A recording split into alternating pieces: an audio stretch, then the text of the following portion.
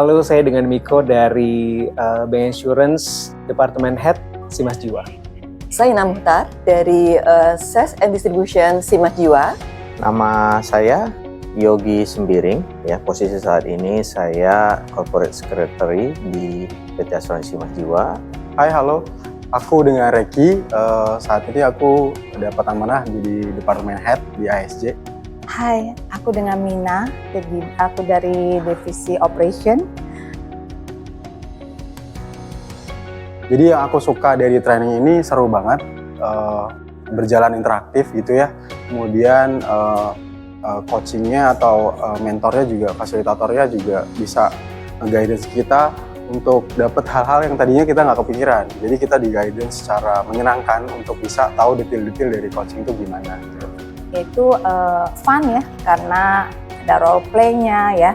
Terus ada juga interaktif ya, dalam training ini interaktif, juga materinya juga useful ya buat kita semuanya, yang dapat kita implementasikan ke pekerjaan kita sehari-hari. Dimana saya juga mempunyai tim ya, yang bisa saya coba dan implementasikan ke tim-tim saya gitu.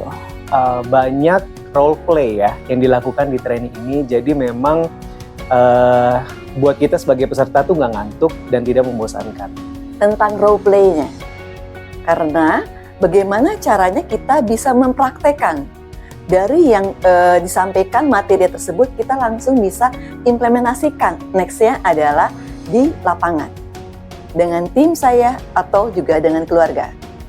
Hal-hal yang terkait dengan komunikasi kepada staf atau bawahan kita ya. Jadi di sini saya mendapat sebuah insight bahwa bagaimana caranya kita bisa menggali kedalaman pemahaman dari tim kita ya, sehingga dapat menciptakan sebuah solusi dari orang tersebut. Jadi mengembangkan cara berpikirnya dia, mengembangkan jawabannya dia ya. Terus kita juga ternyata harus bersikap sebagai harus melakukan apa yang baik di depan tim kita. Jadi hal-hal itu yang mungkin hal-hal yang menjadi suatu hal yang baru bagi saya dalam mengikuti training ini.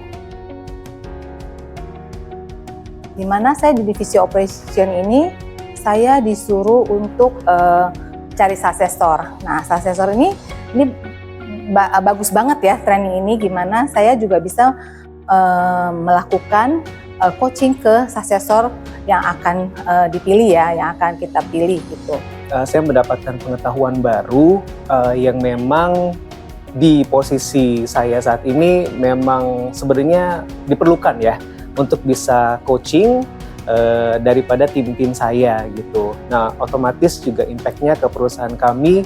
Menurut saya budaya coaching ini memang harus diterapkan di semua perusahaan agar semua tim juga dapat bekerja dengan baik.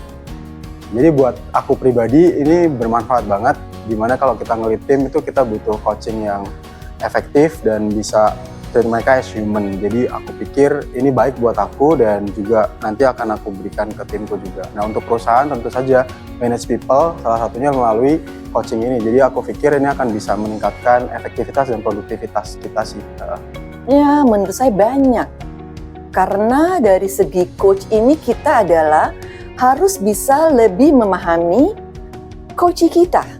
Ya, kita benar-benar memperhatikan apa sih yang bisa lebih mengimprove potensi dia, kemudian profesionalismenya, sehingga end-nya tim saya bisa lebih meningkatkan strategi yang lebih jitu, ya, karena kita lebih menghargai sebagai coach yang deep listening.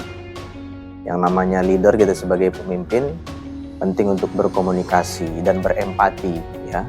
Jadi seni di dalam tadi kita pelajari juga adalah seni dalam coaching ini adalah seni untuk mendengar dan bertanya. Jadi saya lebih tahu bagaimana caranya untuk menggali informasi daripada tim kita untuk bisa memberikan solusi dari sebuah permasalahan, tantangan ya.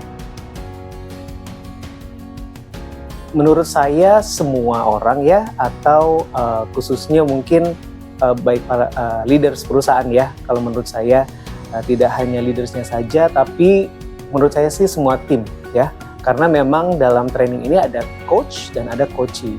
Dan hal ini mungkin dua pihak itu tidak hanya dari leader aja, tapi dari sisi timnya juga. Jadi menurut saya semua pihak sih bisa.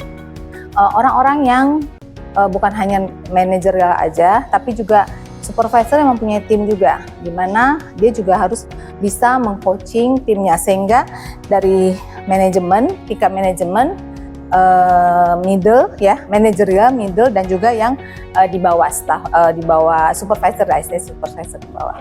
Gitu sih. Minimal dia yang sudah mempunyai tim. Otomatis dengan cara coaching yang efektif, dia akan lebih memahami bagaimana caranya timnya tersebut bisa lebih memberikan kontribusi yang baik untuk dirinya sendiri juga untuk perusahaan. Ya khususnya leader dalam perusahaan ya.